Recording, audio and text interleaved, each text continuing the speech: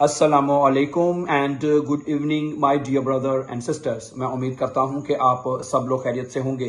अच्छा दोस्तों, आप दोस्तों ने मैसेज किया है कि जाइट प्रेपोजिशन जो है, जो कि एक डाटिव प्रेपोजिशन है, वो हम कब यूज करते हैं जर्मन लैंग्वेज में, तो उसके बारे में थोड़ी सी बात की जाए। तो आज हम जाइट प्रेपोजिशन के बारे में तफसील से बात करेंगे, उसको अंडरस्टैंड करेंगे कि हम ये जर्मन लैंग्वेज में कब बोलते हैं और अपनी रोजमर्रा की रूटीन में इसका हमारा कैसे इस्तेमाल होगा। ठीक है, ओके। आज का ये लेसन शुरू करने से पहले मैं वो तमाम बहन भाइयों के लिए, जिस तरह के आपने जैसे कहा कि जाइट एक डाटिव प्रेपोजिशन है, ठीक है, देखें ये तमाम चीजें आप सीख सकते हैं फॉर जर्मन केसेस के साथ। अगर आप स्टूडेंट हैं जर्मन लैंग्वेज के, आप आइंस आस्वाई या बी कर रहे हैं या करना चाहते हैं, तो आपको ये फॉर जर्मन केसेस सीखने पड़ेंगे। ठीक है, अगर आपने वो फॉर जर्मन केसेस सीखे हैं तो ये जाइट का आपको खुद ब खुद क्लियर हो जाएगा। ठीक है, तो ये फॉर जर्मन केसेस, ये ठीक है, हमारे इसी यूट्यूब चैनल के ऊपर आप प्लेलिस्ट में चले जाएं, वहां पे 100 डेज के नाम से हमारी प्लेलिस्ट मौजूद है, जिसमें तमाम जो फॉर जर्मन केसेस हैं एक सीक्वेंस और एक तरतीब के साथ सिखा दिए गए हैं। ठीक है, उसमें पहले लेसन आपको नॉमिनेटिव के मिलेंगे, फिर अकोजाटिव के, फिर डाटिव के और गैनिटिव के। सही है, और उसमें मतलब प्लेलिस्ट बनाने का मकसद ये होता है कि तमाम चीजें लेसन्स आपको एक सीक्वेंस और एक तरतीब के साथ मिले। मसलन अगर आपने लेसन नंबर 1 वॉच किया है तो फिर उसके बाद आपको लेसन नंबर 2 मिलना चाहिए, फिर 3। तो इसी तरह आप जाके वहां सीक्वेंस के साथ सीख सकते हैं उन 4 जर्मन केसेस को। और इसके बारे में मैं ये बता दूं, 4 जर्मन केसेस के बगैर अगर आप B1 का इम्तिहान देते हैं, B1 की प्रूफिंग देते हैं, तो आप वो पास नहीं होता स्टूडेंट से। इसलिए मैं आपको इस बात के ऊपर जोर देना चाहूंगा कि उन 4 जर्मन केसेस के बाद अगर आप B1 का इम्तिहान देते हैं तो उसमें आपकी कामयाबी 100% आप उसमें कामयाबी हो जाती है। ठीक है, मैंने जितने भी स्टूडेंट्स देखे हैं, जब हमें बताते हैं कि हम फेल हो गए हैं, मैंने पूछता हूं जी 4 जर्मन केसेस किए थे? जी नहीं किए थे। जो पास हो जाते हैं जी, ये आपने 4 जर्मन केसेस किए थे? जी किए थे। तो ये आंसर होता है। ठीक है, तो इसलिए आपको ये जो 4 जर्मन केसेस है उसकी इंपॉर्टेंस को आपको जरूर समझना चाहिए। ठीक है जी, चले फिर आज से जाइट जो है बेसिकली एक डाटिव प्रेपोजिशन है। ये हम तब बोलते हैं जब कोई काम एक वक्त से शुरू हो चुका है माजी में और अभी तक चल रहा है, तो जाइट लगता है। मसलन एग्जांपल देखें कि मैं 1 साल से जर्मन सीख रहा हूं। 1 साल पहले हमने जर्मन सीखनी शुरू की और अभी भी सीख रहे हैं। ठीक है, जैसे ich lerne Deutsch seit einem Jahr। ठीक है, ओके। डाटिव केस में आपको पता है देर और दस दे में चेंज होते हैं। जो या है इसका आर्टिकल 10 है, तो 10 दे में चेंज होगा, तो यहाँ पे आइनम आ जाएगा। ठीक है, समझ आ गई स्टूडेंट की? जाइट आइनम या, आइन जो है वो आइनम हो जाएगा यहाँ पे, क्योंकि यार जो है उसका 10 या उसका आर्टिकल 10 है। 10 जो है वो चेंज होता है देम में, इसलिए यहाँ पे आ जाएगा आइनम या। ओके, वो 2 साल से यहां रह रहा है। Er wohnt hier seit 2 Jahren। ठीक है, ए वॉन्ट हियर seit 2 Jahren। ठीक है, वो 2 साल से यहां पे रह रहा है, यानी 2 साल पहले उसने रहना शुरू किया और अभी तक रह रहा है। समझा रही बात आपको? अच्छा, हम 1 घंटे से इंतजार कर रहे हैं। Okay, wir warten seit einer Stunde। दी स्टूंडे होता है, और डाटिव केस में दी आर्टिकल जो वो देर में चेंज होता है, इस वजह से यहां पे आइनर आएगा। आइनर है, आइनर स्टूंडे।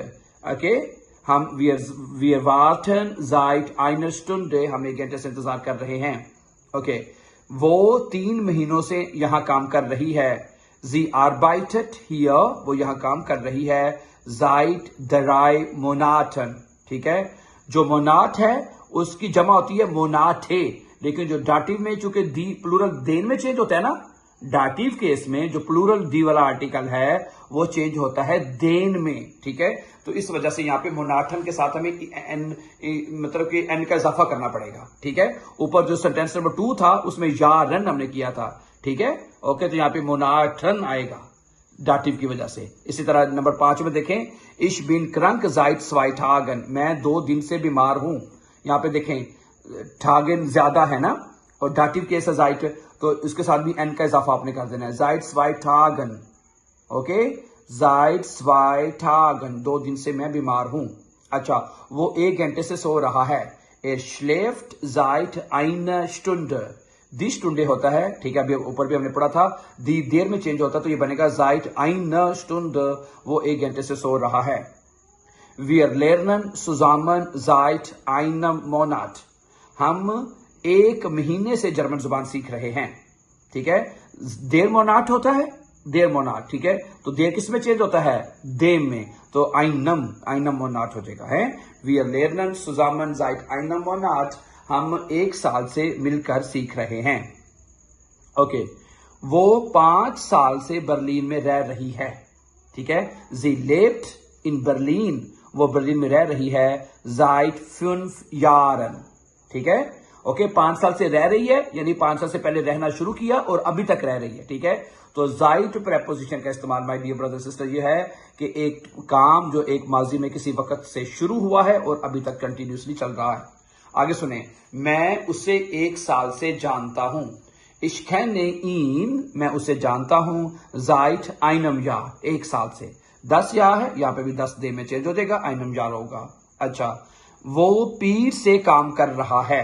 Er arbeitet seit Montag, er arbeitet seit Montag, वो Montag से यानी पीर से काम कर रहा है।